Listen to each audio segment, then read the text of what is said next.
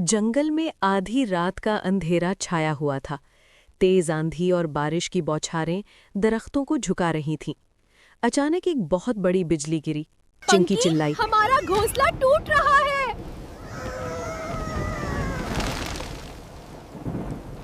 पिंकी ने अपने डरो छोटे मत बच्चों को बच्चों। पंखों से कसकर पकड़ लिया। माँ तुम्हारे साथ है। लेकिन तूफान बहुत ताकतवर था। एक जोरदार हवा का झोंका आया और चिंकी पिंकी का पूरा घोंसला टूटकर नीचे गहरी खाई में गिर गया। दोनों बहनें अपने बच्चों को बचाते हुए किसी तरह एक मोटी टहनी पर जा टिकीं। सुबह सूरज निकला तो पूरा जंगल बर्बाद नजर आ रहा था। हर तरफ टूटे हुए घोंसले, भीगी हुई शाखें और रोते हुए परिंदे।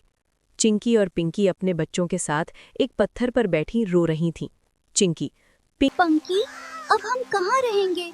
बच्चों को बहुत ठंड लग रही है। पंकी सब्र करो बहन, मैं कुछ देखती हूँ। पिंकी जब खुश्क तिनके ढूंढने निकली तो उसकी नज़र एक झाड़ी के पीछे चमकती हुई हैरत अंगेज हरी घास पर पड़ी। इस घास से हल्की सुनहरी रोशनी निकल रही थी। जैसे ही पिंकी ने इसे हाथ लगाया, एक नर्म और प्यारी आवाज़ गूंजी। पिंकी, तेरी और चुंकी की मोहब्बत और ईमानदारी देखकर मैं तुम्हारी मदद करना चाहती हूँ। मुझे ले जाओ।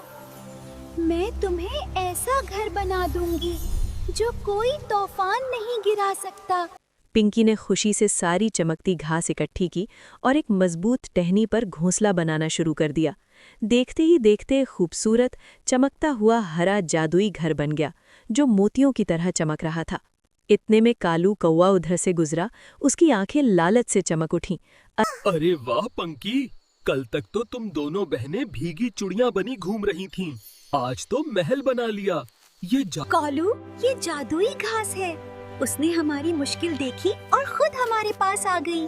अब हमारे बच्चे महफूज हैं। कालू ने सोचा, इतनी ताकतवर चीज इन दो गरीब चिड़ियों के पास, ये तो मुझे चाहिए। मैं इसे जरूर छीन लूंगी।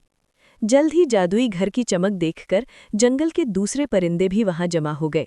टुनटुनी चिड़िया अपने बच्चे को चोंच में लिए उदास खड़ी थी। चंकी बहन, पंकी बहन, क्या मैं थोड़ी देर तुम्हारे घर की छांव में बैठ सकती हूँ?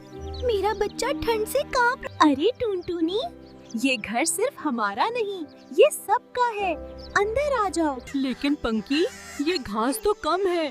अगर तुम सबको यहाँ रखोगी तो घर टूट जाएगा। अपना सोचो। मट्टू भाई, जो मुश्किल में काम ना आए वो परिंदा कैसा? मैं अभी और जादुई घास लाती हूँ। रात भर चिंकी और पिंकी ने मेहनत से जंगल के तमाम बेघर परिंदों के लिए छोटे छोटे जादुई घर बना दिए। पूरा जंगल अब चमकते हरे घरों से जगमगा रहा था। दूर एक दरख्त पर बैठा कालू कौवा हसद से भरा देख रहा था। ये दोनों चिड़ियां बड़ी दानी बन रही हैं। आज रात मैं उनका जादुई घर छीन लूंगा, फिर पूरा जंगल मेरा हो जाएगा। आधी रात को कालू चुपके से पिंकी के घर के पास आया। उसके पास एक तेज लकड़ी का टुकड़ा था।